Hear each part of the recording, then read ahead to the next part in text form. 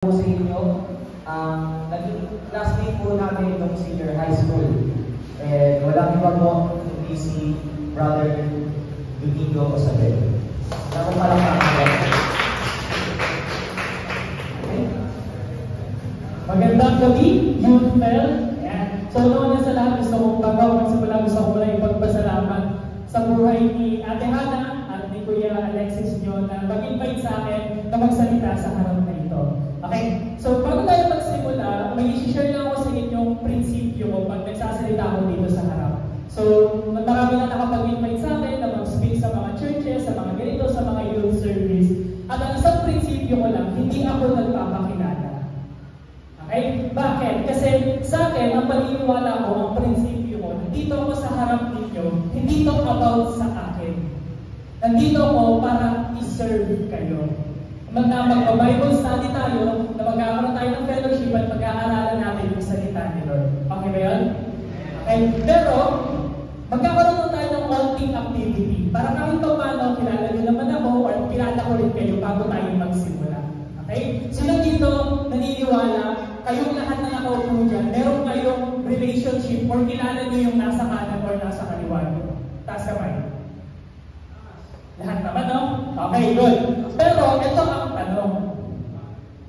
How well do we know each other? Yan. Kasi marami nagtaas sa inyo ng kamay, or lahat kayo nagtaas ng kamay. Ibig sabihin, yung nasa kaliwa nyo, yung nasa kanan nyo, kahit pa paano kilala nyo kung anong pangalan niya, kilala nyo kung anong birthday niya, or nakasama nyo na kahit sa kapihan, na nakasama nyo na sa school, sa mga activities, sa gala. Pero ang tanong sa atin is, how well do we know each other? So, ganito ang konting activity na pinrepare ko para sa ating lahat. So, sa mga susunod na slide, meron akong i-present na dalawang choice. So, choice A at choice B. So, kung pipiliin nyo ay choice A, tatayo kayo lahat. Kapag pipiliin nyo ay choice B, tatayo kayo. Okay? Nakasunod? So, simple lang. Pag ito yung choice mo, tayo ka dito. Pag ito yung choice mo, tayo ka dito. Ready? Okay. So, ang una natin, how well do we know each other? Okay. Sino dito sa tingin nila mas better ang Jollibee? Tayo. Sige, magkimaya. Huwag isipin ko na iisipin ng katabi nyo. Sino sa tingin nyo ang better, mas better ang Jollibee kaysa sa McDo? Okay. Okay, sige. Mag-interview tayo ng konti. Ate, anong name mo? Pag kumakain mo siya, dito tayo. Ate, anong name mo? AJ. Bakit sa tingin mo mas better ang Jollibee kaysa sa McDo? Favorite yung chicken. Okay. Sige, ito. So, sa lahat naman, siguro yung naiwan, lahat McDo. Okay, tayo. Ayan. Okay, doon tayo sa mga guwapo na nasa likod. Anong pangalan ko yan? Carlo. Bakit sa tingin mo mas better ang McDo kaysa sa Jollibee? Kasi masarap yung gravy. Mas masarap yung gravy. Okay, sige, makakaw ko kayo. Maraming salamat. So, yan ang unang choice natin. So, makikita natin, kahit kakilala natin yung kasama natin, alam natin yung pangalan, siguro ngayon lang natin nalaman na, ay, mas favorite nyo pala yung Jollibee kaysa sa McDo. Next, na option natin. Ayan. Early bird or night owl. Ibig sabihin nito, pag early bird ka, mas productive ka sa umaga. Mas nagigising ka ng maaga. Kapag night owl, ikaw naman yung laging kuya. Pero productive ka. O nagagawa mo yung mga kailangan mong gawin. So, sino dito ang early bird? Tayo. Wala? Wala? Puro kayo night owl, so lahat kayo pahinang magkuyan. Okay, sige. I-skip na natin to. So, ito yung pangalawang choice natin. And last, medyo mahaba-haba to. Ano ang love language? Yan! Okay? So, dito, titignan natin ano yung love language na gusto mong ma-receive. Okay? Kasi meron tayong love language na ibibigay. Ano yung love language na gusto nating ma-receive? Okay? Gusto mong ma-receive. Sino dito ang gusto nilang ma-receive acts of service? Tayo. Okay. So, ibig sabihin, ito yung mga tao na to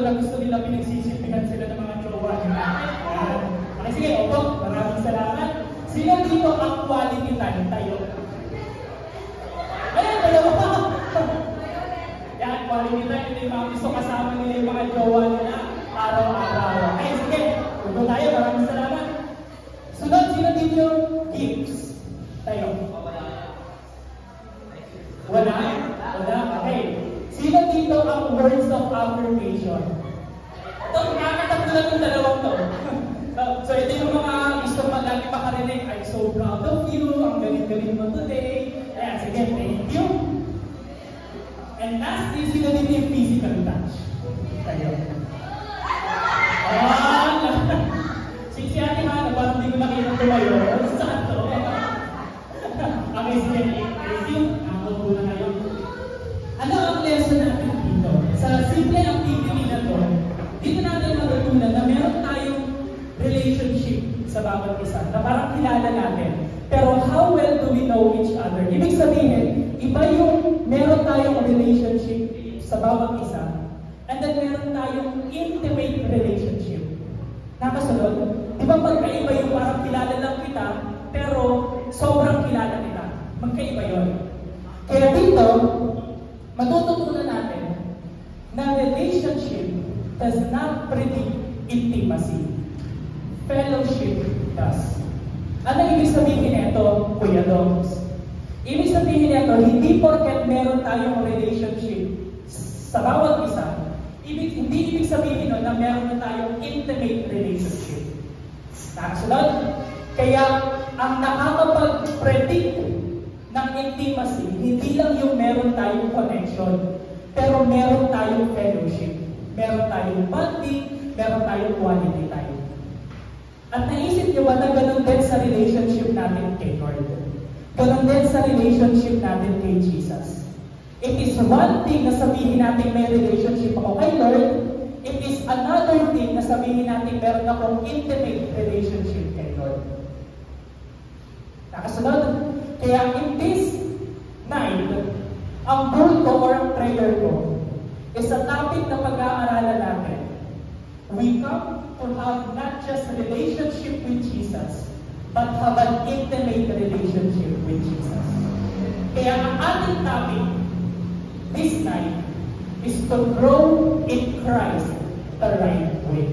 Paano tayo lalago sa relationship natin kay Jesus sa tamang paraan? Nakasunod ba? Okay. Kaya ang topic natin, the parable of the 10 virgins. Meron tayong isang kwento na pag-uusapan natin dito ngayong gabi, the parable of the 10 virgins. At dito, matututunan natin ano ang ibig sabihin or paano tayo magkakaroon ng intimate relationship kay Jesus. Nakasunod? So bago tayo mag-start, aligaw ko muna lahat. Ask tayo ng prayer, ask tayo ng guidance kay Lord. So let's pray. Yan. So, yan ang ating topic for this night, which is the parable of the 10 virgins. Pero bago yun, binigyan ko muna kayo ng context. Kasi kailangan natin maintindihan ano yung konteksto ng kwento na to bago natin pag-aralan. Okay? Ang parable of the 10 virgins, nakikita nyo sa Matthew chapter 25. Ano bago mag-chapter 25? Chapter 24. Very good. Okay, chapter 24. And then sa chapter 24, dito nagtuturo si Lord Jesus, nagtuturo siya about end times. Nakasunod? Ngayon, pagbabasahin niyo yung chapter 24 and then chapter 25, magkasunod yun na it's about end times. Kaya kapag binasa niyo itong parable of the 10 virgins, meron siyang context about end times. Pero meron siyang pangalawang meaning, which is yung about intimacy with Jesus. Hindi muna natin pag-aaralan ng end times. Kung muna tayo sa intimacy with Jesus Christ. Nakasunod ba? Okay. Pangalawang context nito, kailangan natin malaman ano yung ibig sabihin ng parable. Okay? Kasi sa atin, bilang Pilipino, ang alam natin sa parable, isa itong napakalalim na kwento, isa itong parang philosophical na kwento, na meron siyang malalim na lesson. Tama? Yun yung parable. Mabasa natin, parable of the prodigal son, parable of the lost sheep. Pero yung parable, meron siyang cultural context. Na sa time ni Jesus, okay, lagi yung tatandaan. Ito ay kinuwento sa time ni Jesus. Sa time ni Jesus, ang parable, parang ganito. Ang parable ay kwento sa dilim. Ano ibig sabihin ng kwento sa dilim? Parang ganito yan, in layman's term. Ang parable ay kwentong tambay. Bigyan ko kayo ng example. Ano ba alam ko kayo? Justin. For example, nag-fellowship tayo ngayong Biyernes. Hindi nakasama si Justin. So meron tayong ginawa, naglaro tayo, nag-fellowship tayo, meron tayong pinag-aralan, and then kinabukasan, sumama si Justin sa atin. And then kinabukasan, pinag-usapan natin ano yung fellowship natin kahapon. Sa tingin nyo, makakasabay si Justin sa usapan natin? Hindi. Bakit? Kasi hindi natin siya kasama kahapon. So, ibig sabihin lahat ng kwentuhan, lahat ng jokes, lahat ng bonding natin, hindi kasama si Justin doon. So, hindi siya nakasabay. Ganon din sa parable. Sa kwento na ito ay kwentong dilim o kwentong tambay. Na kung saan, kailangan makinig ka, kailangan kasama ka para maintindihan mo ano yung sinasabi. Naintindihan? Kaya kapag nagbabasa kayo ng parable, meron doon sinasabi si Jesus, let those who have ear, let them hear. Kasi ang parable, hindi yan para sa lahat. Para yan sa mga nakikinig at nakakinig. Nakasunod? So, lagi niyo tatandaan yun. Yung parable, meron siyang cultural context. Okay? Ngayon, proceed tayo sa pag-aaralan natin, which is the parable of the 10 virgins. Ito sa verse 1. So, Matthew 95 verse 1. Sabi dito, that the kingdom of heaven will be comparable to 10 virgins who took their lamps and went out to meet the bridegroom. So, makikita natin yung setting. Sa setting dito, merong kasalan. Kasi merong bridegroom. And then merong 10 virgins. Sa ibang translation, ang sabi doon, 10 bridesmaids. Okay? Makikita natin mamaya ano yung purpose ng 10 virgins na yon. Pero ang mahalaga, yung lamps. Okay? Mahalagang madala natin sa buong kwento ano ang connection ng lamps. Okay? Ngayon, ano ang kinalaman ng lamps sa kasalan? Ito yan. So again, alalahanin nyo sa time ni Jesus, ha? So sa time ni Jesus, kapag merong kasalan, merong 10 virgins na daladala yung lamps. Ano ang parang, sabihin natin, katumbas ng lamps sa oras natin or sa era natin? Ang katumbas ng lamps is parang sabihin natin kandila or fireworks or paputok. Para siyang gano'n. Pero sa time ni Jesus, lamps ang ginagamit nila. Anong itsura doon ko yun? Dadalhin ko kayo doon sa context. Ito ang itsura niya. Okay?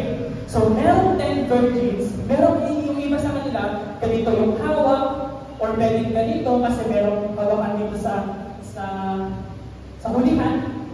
So, ganito yung lamps. Okay? And then, mamaya makikita natin saan ito ginagamit. Pero alam natin yung context. Ang context, may kasalan, may 10 virgins. Nakasunod? Okay. Next tayo. Sabi dito, 5 of them were foolish. So, dun sa 10 virgins daw, 5 sa kanila, foolish. 5 sa kanila, prudent. Na ibig sabihin, wise, matalino. And then, pag ang foolish ay galing sa Greek word na moros. Ang moros, ibig sabihin, natatandaan nyo, kapag sinabi sa Bible na foolish, hindi ibig sabihin nun na bobo sila.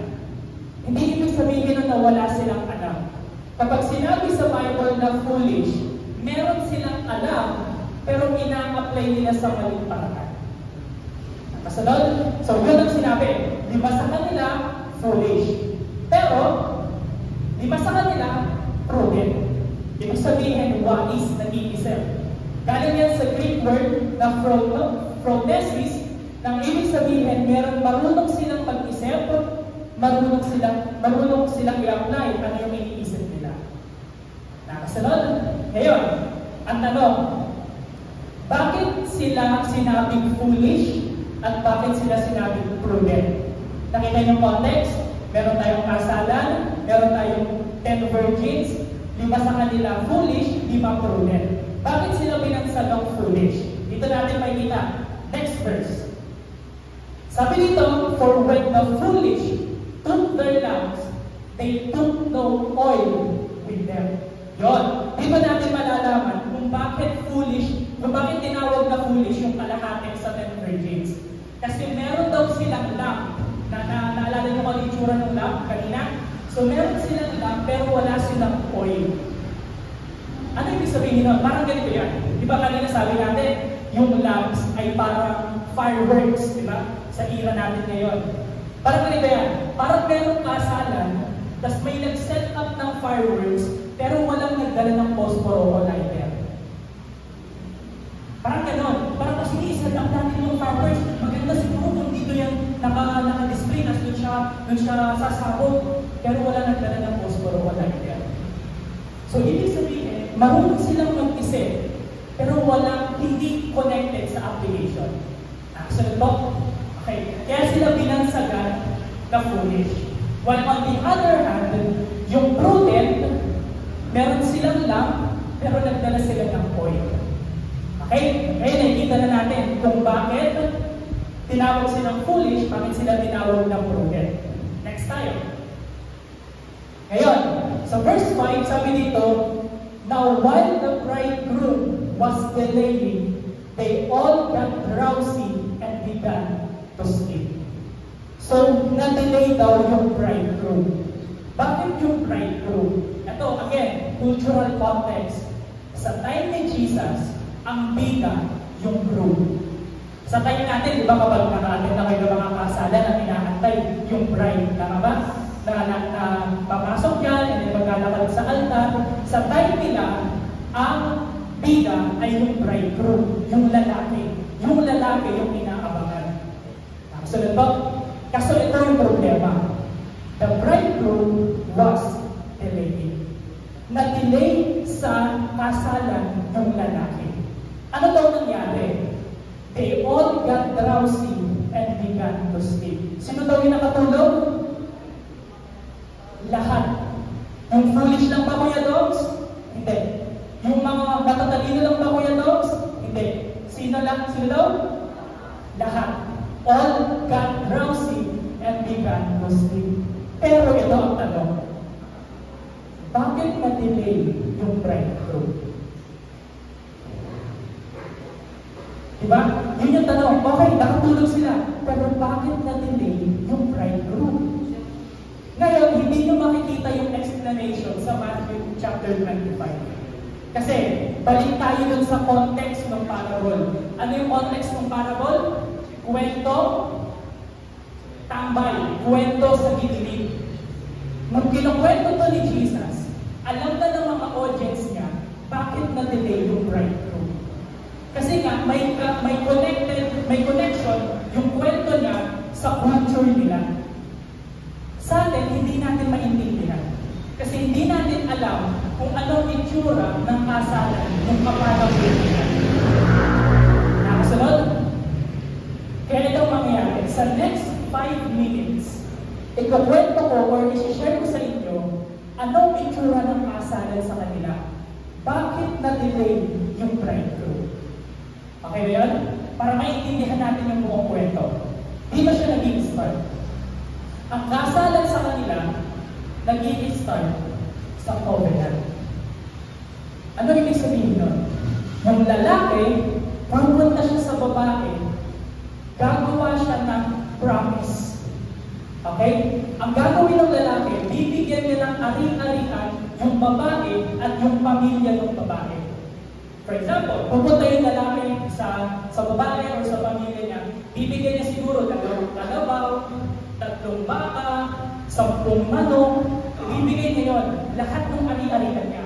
At sasabihin ng lalaki sa babae, ito yung ari-arian ko, ito yung promise ko, babalikan kita. Anong katumbas nun sa panahon natin ngayon? Sisi. Nakasunod? So, ganun sa time nila. Magbibigay ng ari-arian yung lalaki sa babae at mangangako yung lalaki, babalikan kita. And then kapag sa oras na nangako na yung lalaki, magpe-prepare na sa side ng babae ng kasalan. Sunod. Ngayon, anong gagawin ng lalaki? Ang lalaki, aalis siya, pupunta siya sa pamilya niya at magse-celebrate sila. Magse-celebrate bakit? Kasi ang kasalan sa context, sa culture ni lalaki, about yan sa paghahanda ng lalaki na siya ay responsable na, siya ay accountable, siya ay mature na. Nakasunod po. Okay. Ngayon, magse-celebrate sila, and then after nun, pupunta yung lalaki sa tatay niya. At yung tatay niya, i-prepare niya yung lalaki para sa buhay mag-asawa.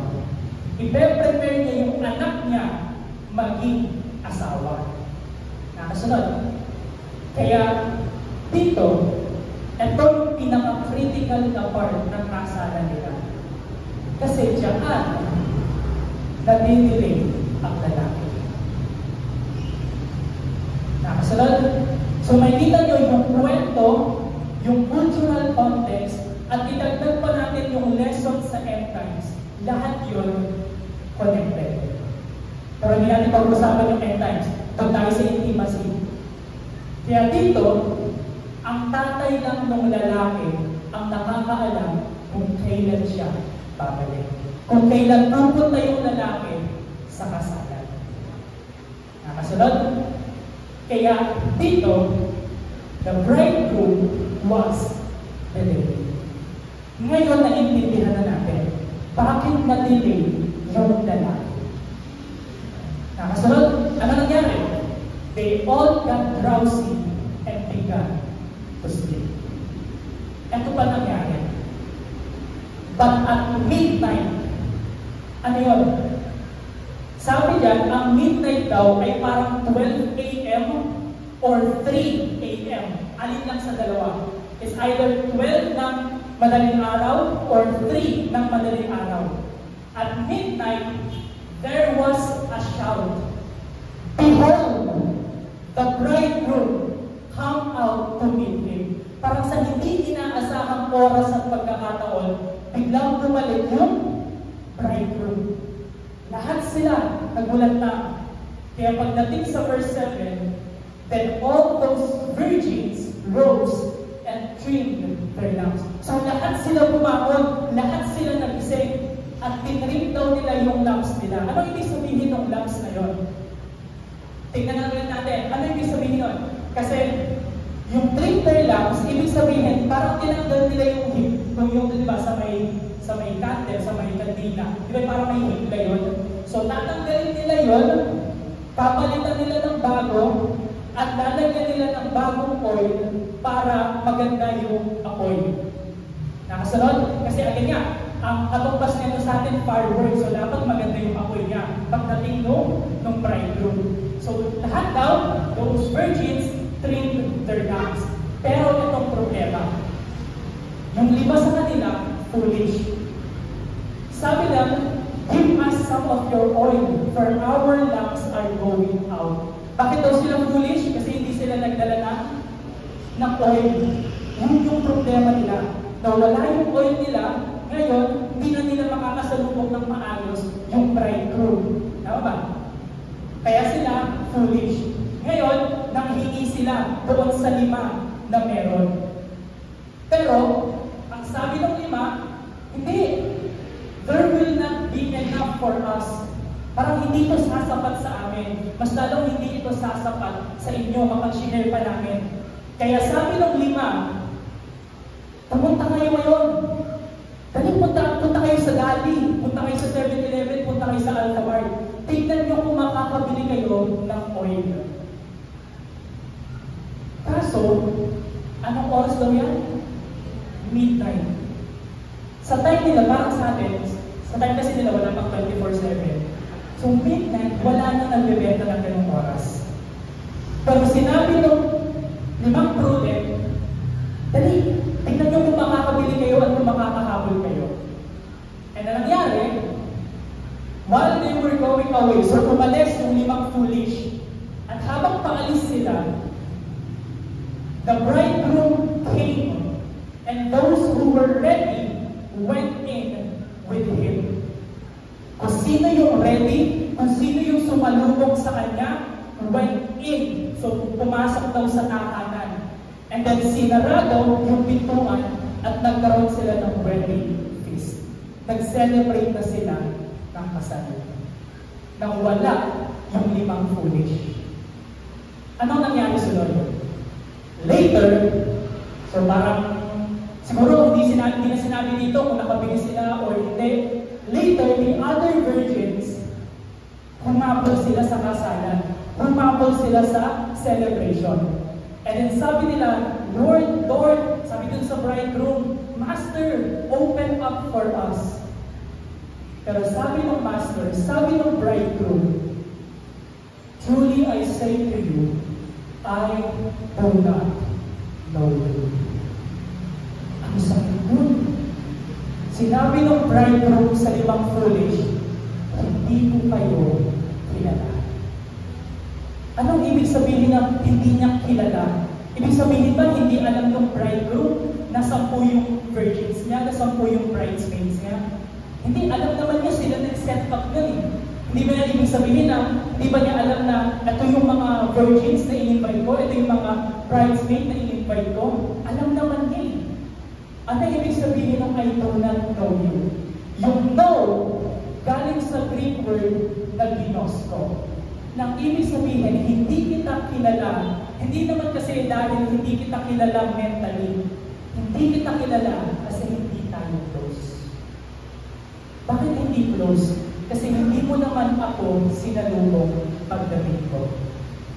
Nakasunod tayo sa kwento? Kaya sinabi ng groom, ng bridegroom, I do not know you.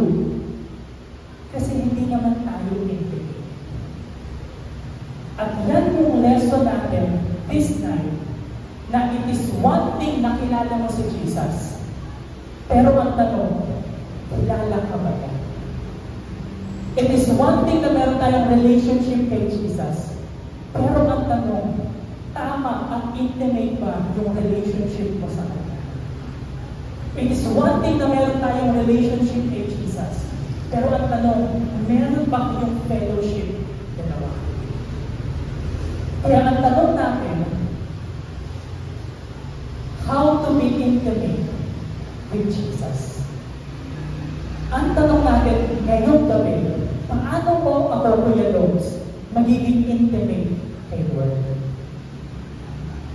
Ngayon, kung tatanungin natin ang normal na Kristiyano, kung tatanungin natin ang normal na follower ni Jesus, kapag tinanong natin yung kwento, how to be intimate with Jesus, ang unang papasok na sagot about sa akin. Ano example? Paano ako magiging intimate with Jesus? Magbabasa ako ng Bible. Magpe-pray ako. Attend ako ng youth service.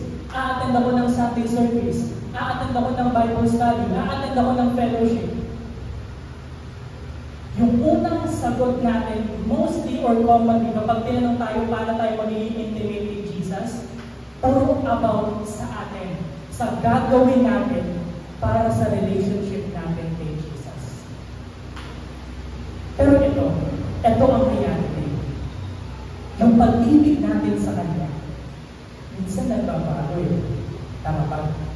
Yung pag-ibig natin sa Kanya, minsan sinusukuan natin. Yung pag-ibig natin minsan kay Jesus, minsan nanlalamig. At minsan yung pag-ibig natin kay Jesus, nawawala. Ngayon, anong secret? Kung ang relationship ko kay Jesus hindi nakadepende sa akin, anong gagawin ko ngayon, Kuya Logs? Bigyan ko kayo ng secret. Okay ba yan? Anong secret para maging intimate tayo kay Jesus? Ito ang sabi niya. Sabi niya sa John 15, verse 9, just as the Father has loved me, I also have loved you. Remain in my love. Ano sabi ni Jesus? Ikaw at ako, we need to remain in His love. Bakit? Kasi nga, ang pagmamahal natin sa Kanya, nagbabago. Ang pagmamahal natin sa Kanya, nanlalamig. Ang pagmamahal natin sa Kanya, minsan sinusuko natin. Ang pagmamahal natin sa Kanya, minsan nawawala or binibitawan natin. Pero sabi ni Jesus, remain in my love. Bakit? Kasi yung pag-ibig niya sa atin, hindi nagbabago.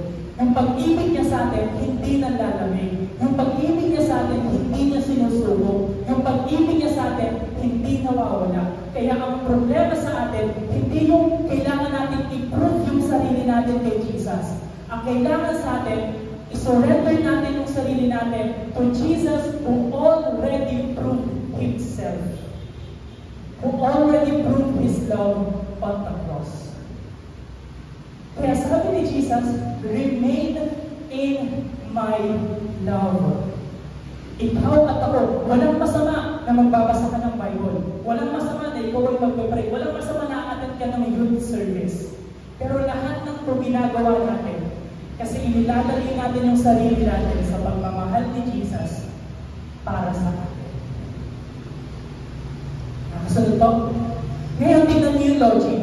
Sabi ni Jesus, just as the Father has loved me. Sabi ni Jesus, just as the Father has loved me, I have loved you.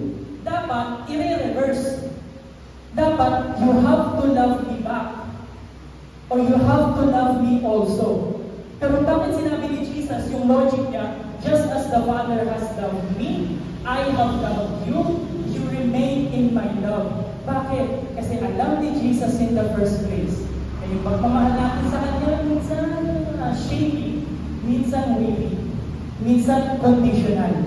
Minsan kapag okay lang tayo, tsaka tayo nandito sa church, kapag okay tayo, tsaka tayo mag-pray, kapag okay tayo, tsaka tayo magbabasa ng Bible. Pero pinaalala ni Jesus, you remain in my love because my love will always be perfect.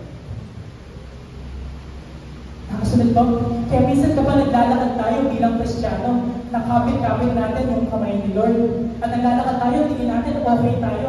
Pero kapag nagkamali tayo o natisod tayo, akala natin sumusubsub tayo eh.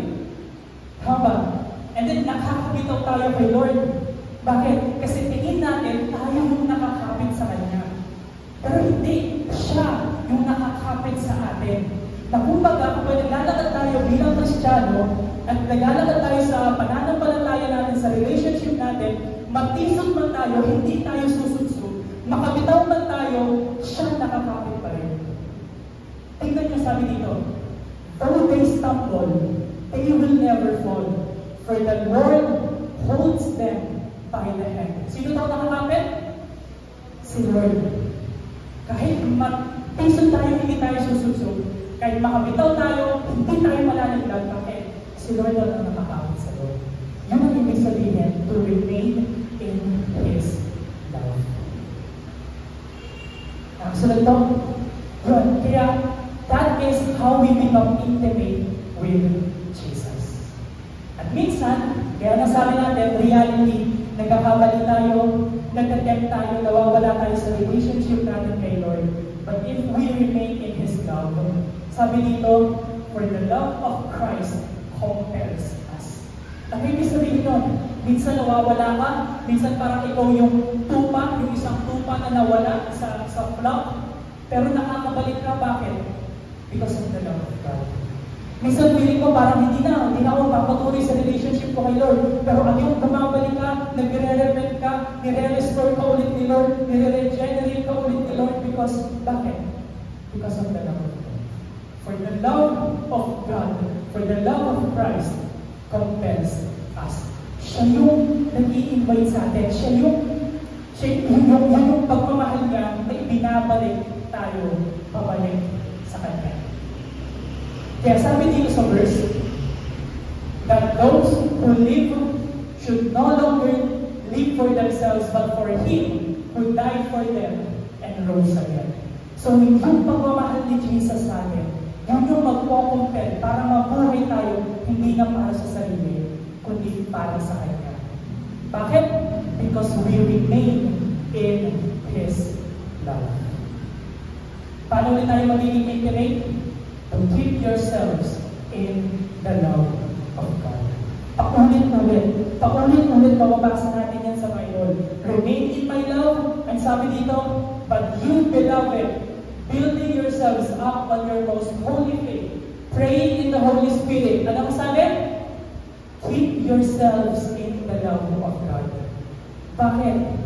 Kasi yung pag-ibig na yun yung pag-ibig na humabol doon sa nag-iisang tupa na nawala. Yung pag-ibig na yun yung pag-ibig na tumatanaw sa prodigal son. Kung kailan siya babalik. At yung pag-ibig na yun yung nag-aantay sa prodigal son. Yung pag-ibig na yun yung humakap sa prodigal son. At yung pag-ibig na yun yung nagtiis na isuot yung tinik na corona. At yung pag-ibig na yun yung nagtiis na siya'y papako sa krus para sa iyo at para sa akin. At kung yun ang pag-ibig na nagbago sa buhay mo at sa buhay ko, kung yun ang pag-ibig na nagligtas sa iyo at nagligtas sa akin, anong rason natin para hindi natin i-keep yung sarili natin sa love ni Lord? Paano ulit tayo magiging intimate? Keep ourselves in the love of God. For almost 10 years na ako'y Kristiyano, naging Christian po ako noong 2015 at naging Christian. This 2025 marks my 10-year Christian.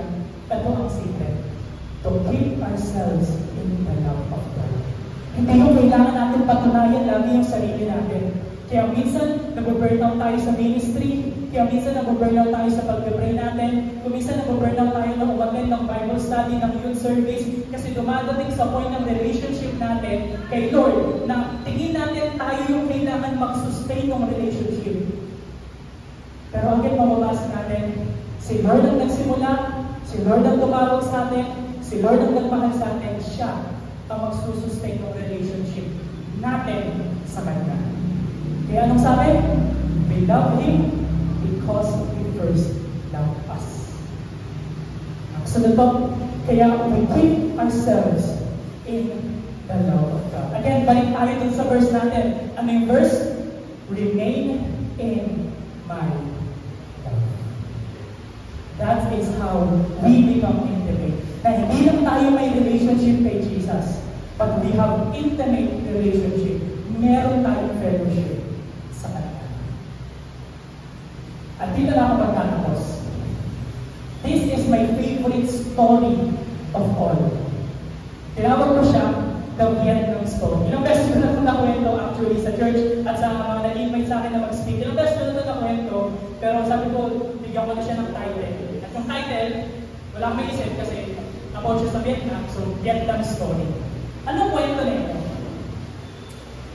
So way back, nung merong Vietnam War, mga around 1980. Yan.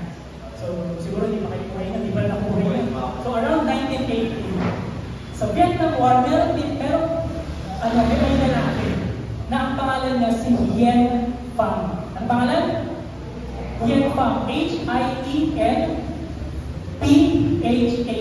Hien Pham. Si Hien Pham ay isang journalist at isa siyang translator. So marunong siya magsalita ng English at ng Vietnamese language. Ngayon, si Hien Pham ay isang Christian. Talagang devoted siya ng Christian. Kaso, sa lugar nila, sa bansa nila dati, may Vietnam War. At nahuli si Hien Pham.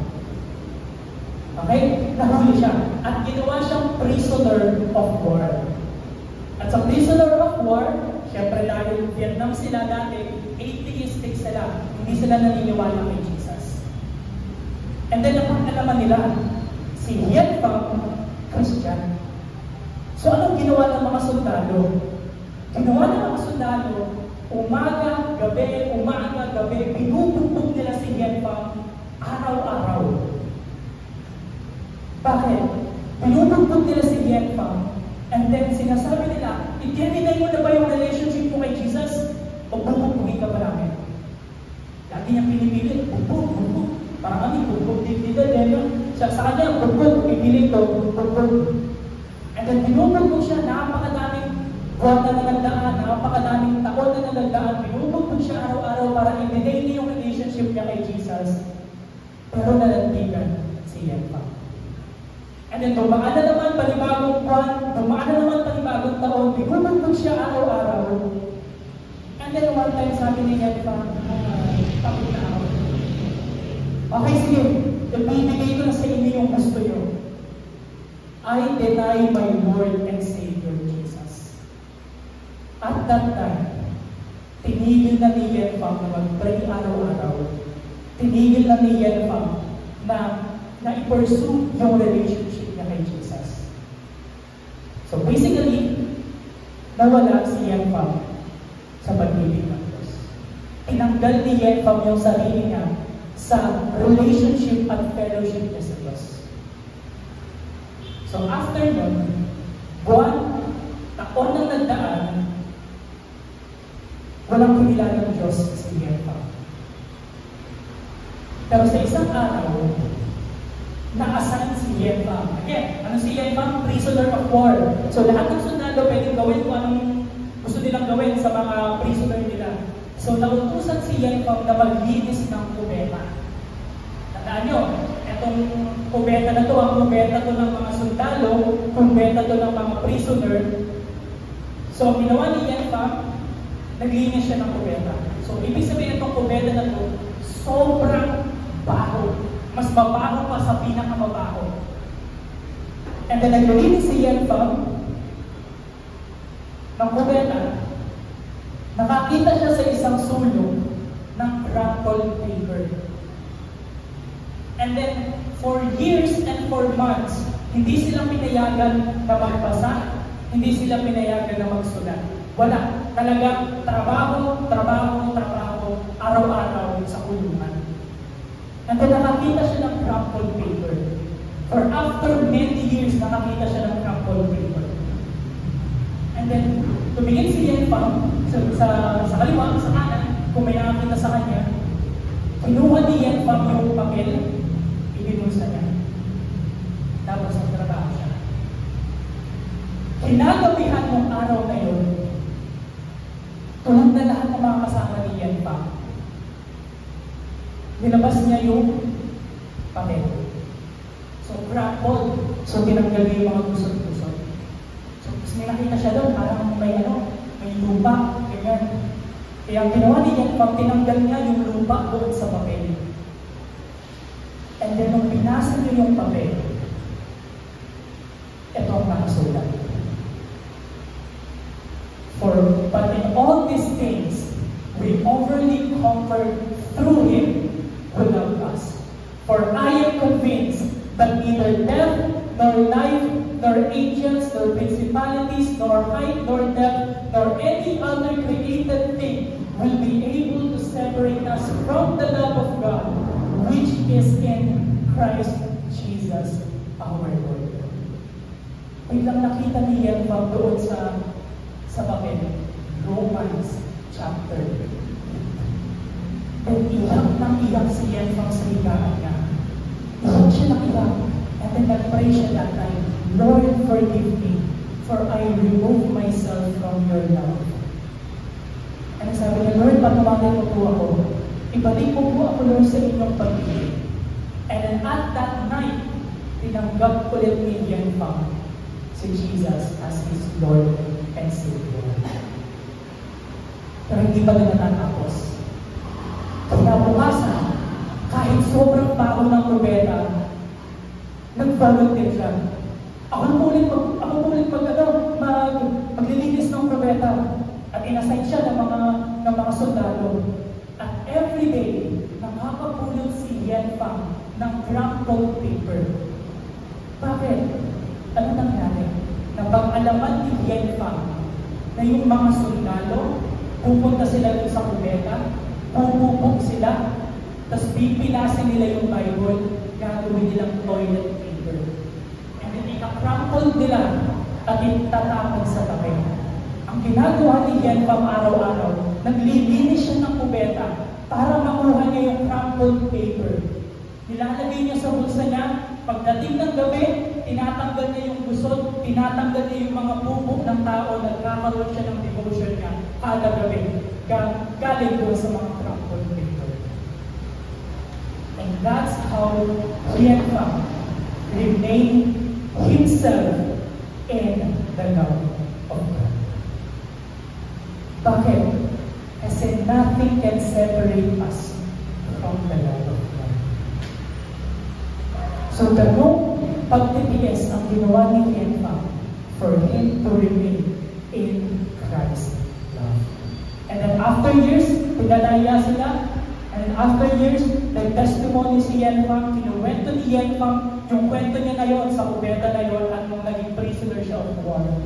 At isa sa mga tinestify ni Hienfang, nakasurvive siya, naka-endure siya, naka-persevere siya, hindi dahil sa sarili niyang lakas, kundi dahil he remained himself in the love of Christ. Kaya paano ulit tayo magiging intimate? Paano tayo mag-grow in Christ the right way? We remain in His love. Na wala tayong kailangan improve. It's all about Jesus who already proved Himself 2,000 years ago on the cross. So this is the secret for us to have relationship, an intimate relationship with Jesus. Remain in His love. Kung ikaw, bilang kabataan, medyo nagdadalawang isip ka sa relationship mo kay Lord, I tell you this, remain in His love. Kung ikaw, meron kang ministry sa church na ito or sa youth service na ito, at minsan napapagod ka, nag-burnout ka, kung kailangan mo pa magpatuloy, kapatid, I tell you this, remain in His love. Kung ikaw, bago ka pa lang sa relationship mo kay Jesus, bago ka pa lang na Christian ngayon, I tell you this, remain in His love. Yan yung pag-ibig na handang isubo ang sarili niya sa cross para sa iyo. Yan yung pag-ibig na kapag naniwala ka, you will have eternal life. At yun yung pag-ibig that whoever believes, the old has gone, the new has come. Ano kailangan natin gawin? Remain in Christ. Dito lang ako magtatapos. Anong pinagkaparehas ni Peter at ni Judas? Anong pinagkaparehas ni Peter at ni Judas? Parehas nilang binetray si Jesus. Binetray ni Judas si Jesus gamit yung 30 pieces of silver. Tama? Binetray ni Peter si Jesus nung alin? Nung tinanong siya, kilala mo ba itong mama na to? Hindi, dinanay niya si Jesus 3 times. Pero anong pinagkaiba nila? Si Judas, nagpakamatay. Si Peter, naging leader at successor ni Jesus. Anong pinagkaiba? Si Judas, pinili niyang, nung nag-repent si Judas, pinili niyang patuloy na mawala at ihusgahan yung sarili niya. Kaya siya nag-repent. Si Peter, inantay niya si Jesus to ask him, Peter, do you love me more than this? Ano sabi ni Peter? Lord, you know that I love you. Ano pinagkaiba nila? Parehas nilang binitray si Jesus, si Judas at si Peter. The difference, Peter remained in Christ's love. And that's where he found his Redeemer. So, doon din sa atin, mga kabataan, that we remain in Christ now. That's my prayer. That's my aim for this time. For us, ikaw at ako, remain in Christ now. Let's pray.